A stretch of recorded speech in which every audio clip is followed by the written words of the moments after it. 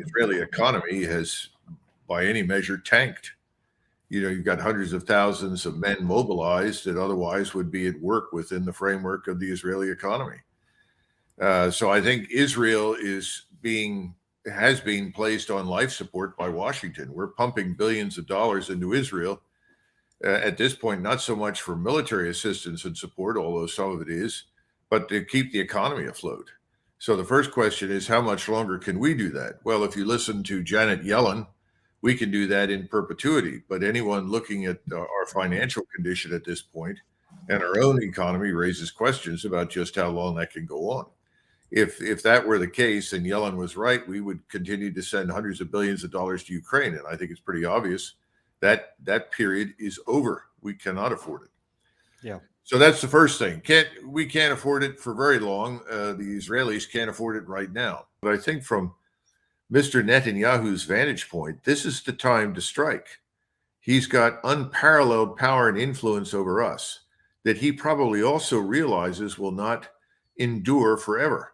So what he's got to do is press ahead with the plan to remove the population from Gaza. And that's what you're seeing. Now, is he going to try and recover the hostages? Of course.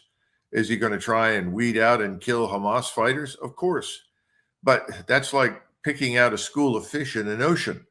So what's your solution? If you can't get to the school of fish, you drain the ocean.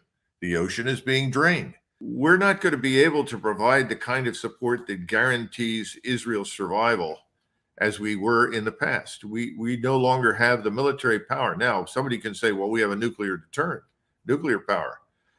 Well, perhaps there are people in Israel who have convinced themselves that we will launch nuclear weapons at Iran or Turkey or Egypt or Saudi Arabia, anybody who dares threaten the existence of Israel. I don't think so. I think the proverbial red line for the Muslim world has been crossed by Israel. Israel is now finding itself at war with the entire Islamic world. Israel is going to be isolated from a large part of the rest of the world.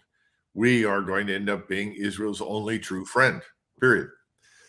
How much can that work to sustain Israel is the question, and I'm not sure it can. I think we may see lulls in the fighting, temporary ceasefires.